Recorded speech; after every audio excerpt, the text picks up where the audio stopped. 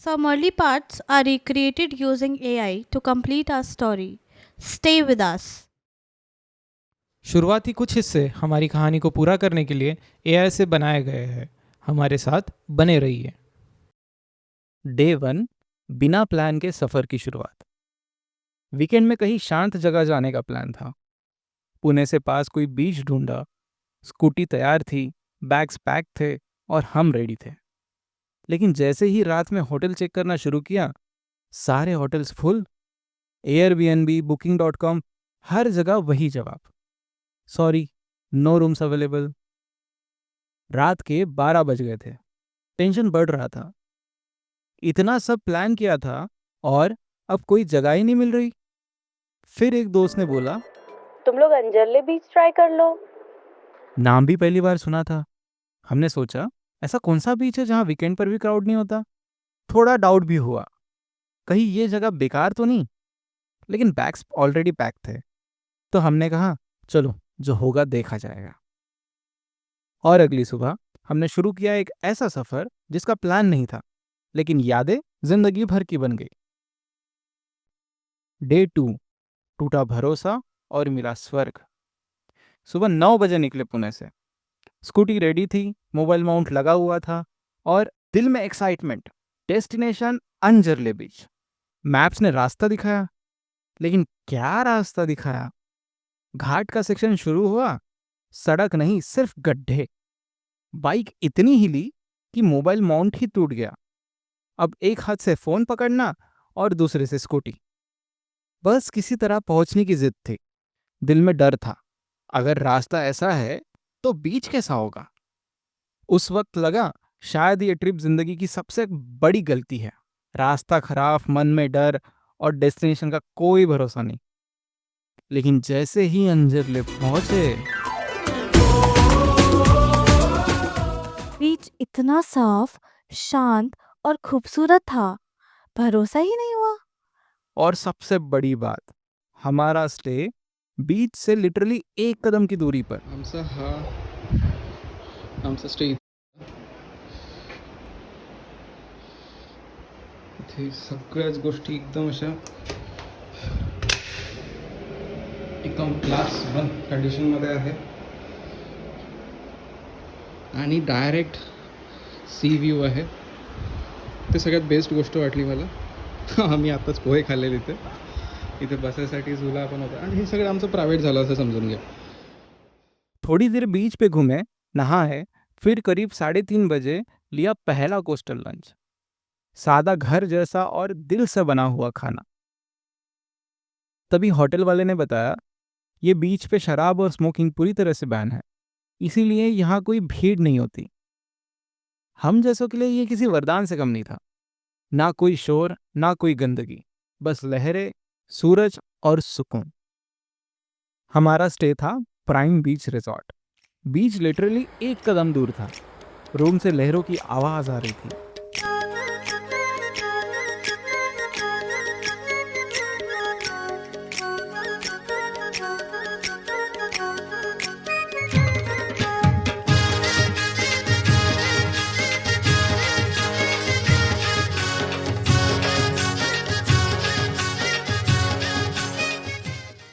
और बाकी का पूरा दिन हमने बीच पे स्पेंड किया और शाम को देखा सबसे खूबसूरत सनसेट।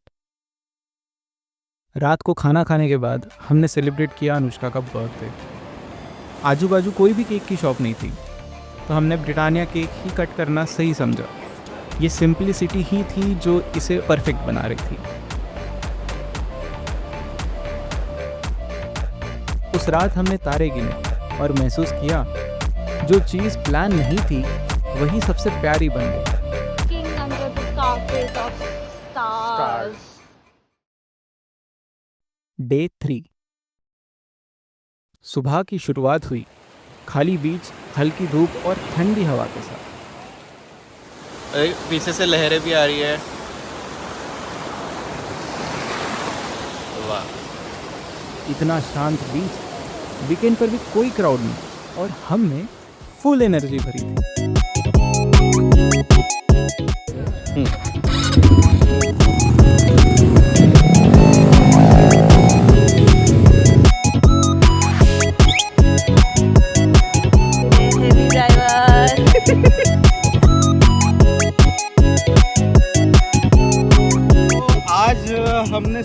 मैडम को प्रिंसेस ट्रीटमेंट दी जाए. But the real thrill was about to come. Water rides.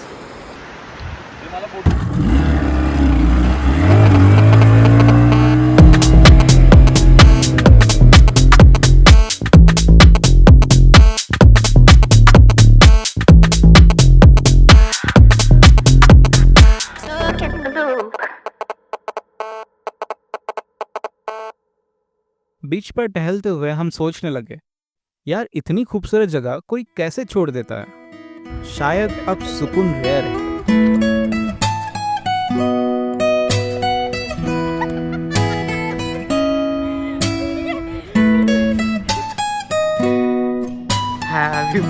नहीं खिलाना नहीं था.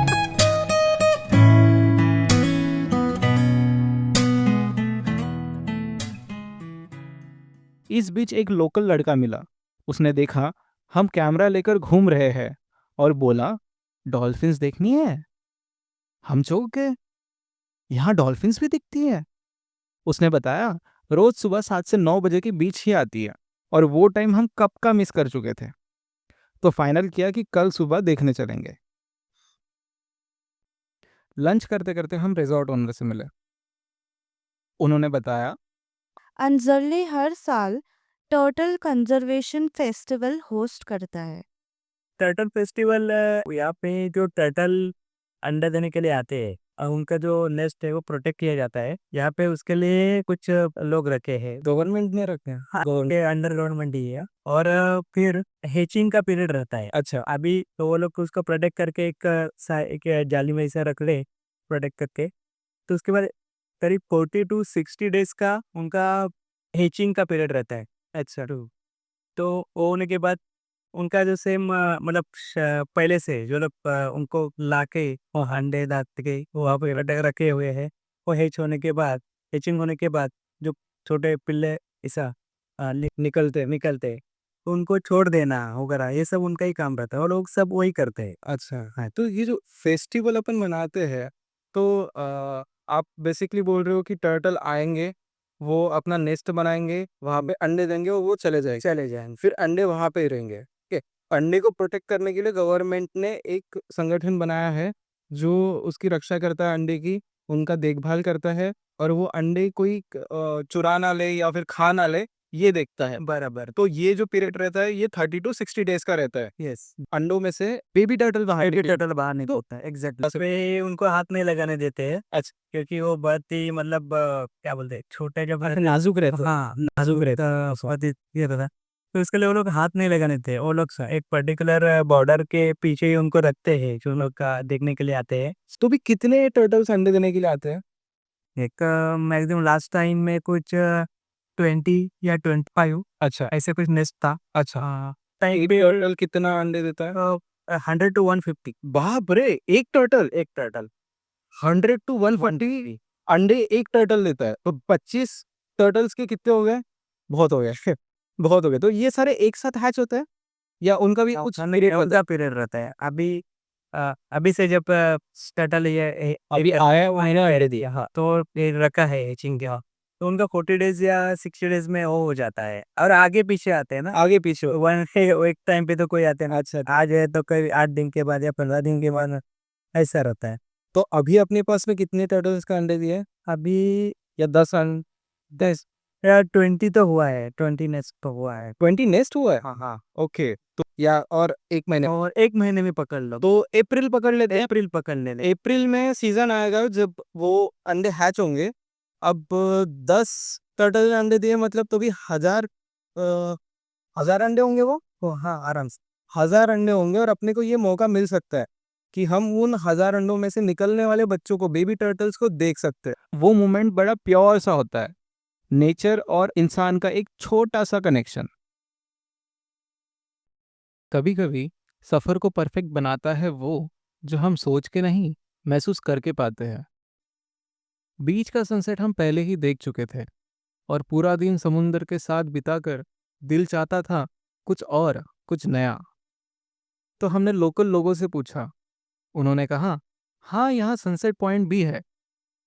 होटल से निकले एक जज्बा था पर जैसे जैसे आगे बढ़े नेटवर्क ही चला गया। अब सवाल था, कैसे पहुंचोगे? किसी ने एक रास्ता बताया, किसी ने दूसरा। कंफ्यूजन बढ़ता गया। फिर किसी ने कहा, लाइट हाउस चले जाओ, वहां से सनसेट दिखेगा। और वो तो होटल के पास ही था। हम भाग के पहुंचे, पर लाइट हाउस बंद हो चुका था। टाइमिंग था 4 से 5 और हम लेट हो गए थे। दिल टूटा था, पर जैसे ही लौटने लगे एक चट्टान दिखी, छोटी, सूरज की रोशनी में चमकती हुई। कुछ सोचा नहीं, बस चढ़ गए। और ऊपर पहुंच के जो नजारा था उसे लफ्जों में बयां करना मुमकिन नहीं। जैसे सूरज ने हमसे रूठ के छुपना चाहा हो, पर उस चट्टान ने हमें उस तक पहुंचा दिया। वो सनसेट एक जगह का नहीं था, वो एक एहसास था, एक गिफ्ट जो सिर्फ उनको ही मिलता है जो उसके लिए थोड़ा भटकने को तैयार होते हैं।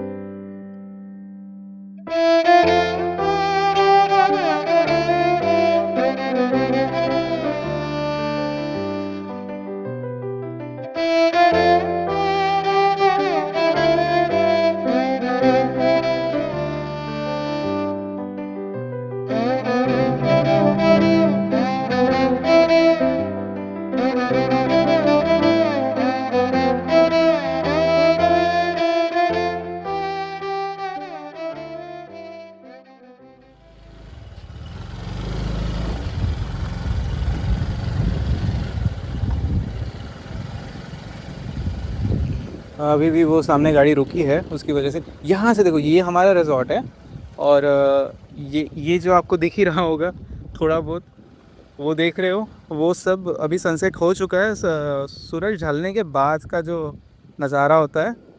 और ये रहा हमारा बीच।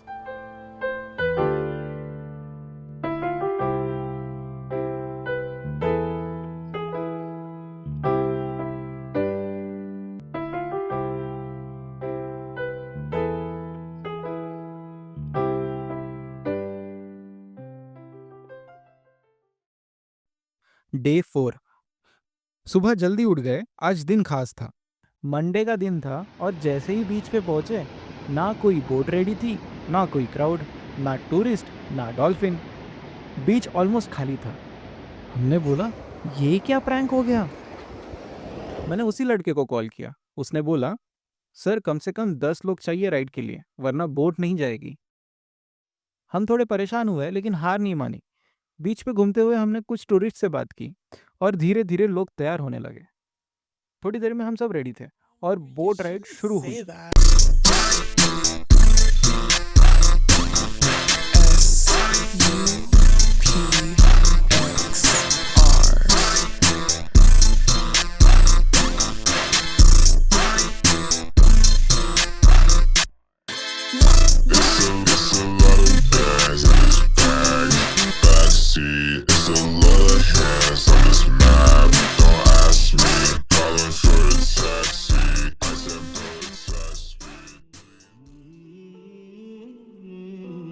लहरों में चलते हुए आंखें बस एक ही चीज को ढूंढ रही थी। मेरी नजर का सफर तुझ पे ही आके रुके, कहने को बाकी है क्या, कहना था जो कह चुके। मेरी निगाहें तेरी निगाहों को तुझे खबर क्या, बेखबर।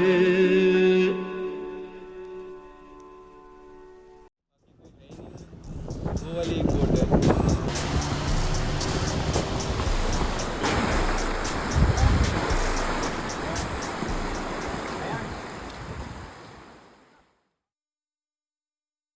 आपल्याकडे 14 रूम्स आहेत टोटल. 14 पैकी 7 एसी रूम आहे. आजूबाजूचे जितके पण स्पॉट्स आहेत त्यांचं इंट्रोडक्शन पण दिलं की तुम्ही इथे जाऊ शकता, तिथे जाऊ शकता. यांच्या भावाचंच वॉटर स्पोर्ट्सचा पण आहे. तर सगळं काही एकाच जागी तुमचं सगळं होऊन जाईल. आणि महत्त्वाची गोष्ट म्हणजे इथे ग्रामपंचायतनी सिगारेट आणि दारू आहे ती बीचवर कायसाठी बॅन केली आहे. सो बीचवरचं जे तुम्हाला एन्व्हायरमेंट मिळेल ते एकदम फॅमिलीवालं मिळेल. तर जर तुम्ही असा पिकनिक स्पॉट बघत आहात जिथे तुमच्या लहान बाळासोबत तुम्ही येऊ शकता आणि टेन्शन फ्री राहू शकता, तर अंजर्ले या बीचचं नाव आहे आणि अंजर्लेमध्ये जस्ट सागर किनाऱ्यावर असलेलं हे प्राइम बीच रिसॉर्ट. राइड के बाद हम लौटे मार्केट. ही भाजून खायची अच्छा. ही भाजून काय? भाजायची आणि तोडायची तोडायची. त्याच्यातनं असं निघतं गिळ तो खायचा. हां हां हां. हमने लोकल विलेज देखा और मीठी यादें साथ ली. मोबाइल माउंट भी फिक्स करवा लिया. बैग्स पैक हुए और हम निकल पड़े वापसी की ओर.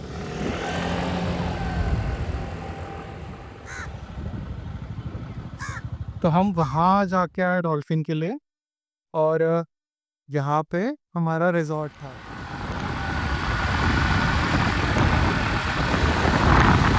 नींद सी आ रही थी. घाट के बीच एक शांत तालाब दिखा तो वहीं रुक गए, आखिरी बार कुदरत को फील करने के लिए. पुणे लौटते वक्त मन भारी था लेकिन सुकून था. पुणे लौटकर किको को पिक किया और इस 4 डे जर्नी का ऑफिशियल एंड हुआ. मैं अंजरले आया तो मजबूरी में था, लेकिन जाते हुए दिल वही रह गया, क्योंकि कभी कभी सबसे अनप्लान्ड चीज़ें ही जिंदगी का सबसे प्यारा हिस्सा बन जाती है. अंजरले एक हिडन पैराडाइज जो अब हमारे दिल में हमेशा रहेगा.